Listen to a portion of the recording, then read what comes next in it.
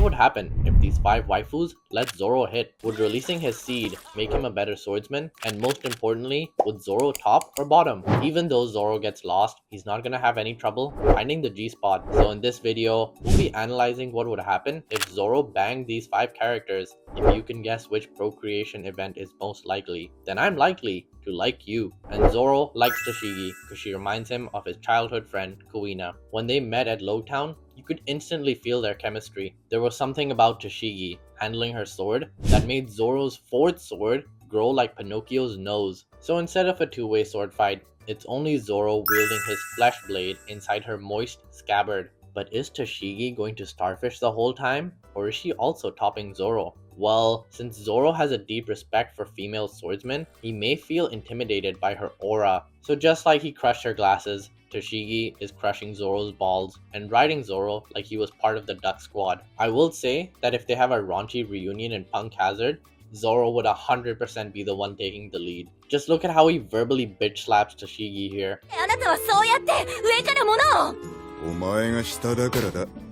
Also, we'll assume their Lowtown fling was a quickie, because if it's too long, the Straw Hats wouldn't have escaped, and that would have messed up the timeline. And trust me, we don't want to do that. Whenever we interrupt the timeline, freaky stuff happens, like Freaky Friday level freaky. But back to Zoro getting freaky with Tashigi. Would forking Tashigi make Zoro a better swordsman? It's a no from me, doc. We already know that Zoro is a better swordsman than Tashigi, as he canonically bested her instead of busting in her. Overall, breeding Tashigi wouldn't have much impact, good or bad, as the story goes on. And on to the next waifu we go. Perona is an interesting character, because she's scared of cockroaches, but she's never gonna confuse Zoro's dingaling for a small thing, because he's packing schmeat. So let's see how this would play out. First of all, we're gonna assume that Zoro only mates with her during the time skip. If he gave her backshots during Thriller Bark, that's gonna mess up the timeline. And even just saying it gives me shivers up all 3 of my spines. So Zoro the dog chews up Perona's roast beef sandwich in Mihawk's mansion. Since he can do this after training with Mihawk, there's no impact on his sword skills. That was a lie, because he can also train with Perona. She uses her devil fruit to drain Zoro's self-esteem. And if Zoro can fight while his morale is down, then big up Zoro, you'll go far, kid. Eustace, kid, what are you doing here? I just like to watch Zoro and Perona getting sweaty. Just pretend I'm not here. Sure thing, man. Hey, I totally get it. Shanks, he's here, he's here! Za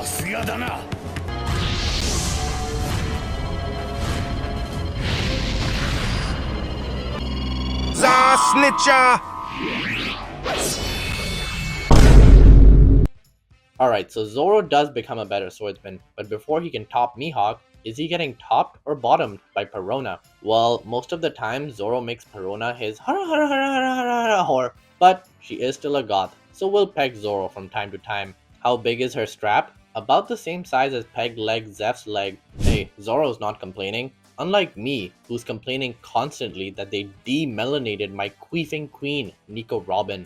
Even Zoro agrees. Look at him becoming red as a rat when pre-timeskip Nico Robin complimented him. I swear, if I could turn back time... Whoa, what the hell? Did you guys feel that? I don't know, but I feel like I'm here, but I'm not. Almost like 2 places at once. I need to lay off the rumble balls. And Zoro's got some big balls to naked wrestle with Nico Robin. Breeding between the Straw Hats is strictly forbidden, or else the pervert Sanji would have a go at everyone, even Chopper. Their relationship is an interesting one. Zoro was the last Straw Hat to trust Robin when she joined, but as she proved her worth, Zoro gained a deep respect for her. And what better way to show respect than reaching for her egg with your 3rd leg? So Zoro commits Straw Hat incest while the story goes on. But does this make him a better swordsman? Not necessarily, but Robin would make him stronger. She could summon a giant clone and have Zoro carry her instead of his weights. Through progressive overload, Zoro could grow his mommy milkers to the same size as Miss All Sundays ice cream sundaes. By the way, the chocolate chip is the nipple. Really, bro? You had to say that? I did. And I also have to say, Zoro is being bottomed like he's in Bikini Bottom. Robin uses her devil fruit to restrain Zoro and manifest her entire forearm inside his black hole till he screams like... It's almost as loud as the people of Wano scream when they see Hiori. Out of all the ladies we've talked about so far, Zoro and Hiori seem the most likely. They have flirtatious moments, a shared connection to Wano since Zoro is a descendant of Ryuma, but most importantly, they both have green hair. Throughout the Wano arc, they had multiple times when they were alone with each other, so shagging their green shag carpets together wouldn't affect the timeline. Even saying the word is giving me electric shocks through all four of my hearts. And besides stealing Hiyori's heart, he also stole the national treasure of Wano, Shusui. Even though Hiyori traded him Enma without them fudging, she may have let Zoro keep both swords if they banged. This would let Zoro tap into his sacred fourth sword style and defeat Kaido on the rooftop. Speaking of top, is Zoro doming or whimpering for Hiyori? That's easy. And that's easy-E. And I see no reason why Zoro wouldn't be top dog as a raw dog. Hiori has been shown multiple times fawning over Zoro and just seems to be more submissive in nature. Naturally, a lot of people seem to think that Zoro and Hiori boned when Bone Man saw them in the shed, but Toko was there too. And Zoro wouldn't do anything around kids, unlike the PDF Sanji, who makes it clear that age is just a number. And I can already count the number of you commenting to stop with the gay fanfiction. But hold on, let me cook! Or should I say, let me talk about the cook! A famous theory is that once Zoro defeats Mihawk, he will ask Ivankov to turn him into a woman. This way, the world's greatest swordsman can be a female as a final token of gratitude towards Kuina. Now, gender bending can get messy as it affects the timeline. Hey, who's there? Sigma Hat. It's me. Who are you? I'm you. From the future. All the talk about timelines opened a portal, and I came here to stop a tragedy from occurring. You're me from the future? Damn, I glow up. I have so many questions. How does One Piece end? Do I ever make it as a YouTuber? Does my wife resemble Big Bomb? I can't answer these for you, but what I can say is we must breed each other. Wait, what? You see, the fate of the... Actually, I don't care, just fuck me.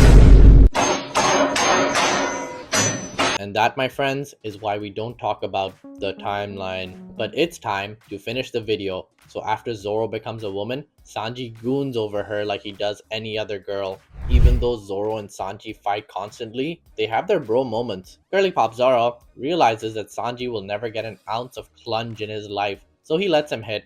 For once in his life, Sanji switched from the power bottom and breeds female Zoro till he turns his green hair white. Since Zoro is already the world's greatest swordsman, there's not really much Sanji can do to make him better. And I better end the video here because the future me wants to go for round 3. I really question why you watched this video through, but if you made it here, I'd really love for you to put your thoughts and questions in the comments. And most importantly, don't forget to stop mentioning the timeline and subscribe for more One Piece and anime content. Bye bye!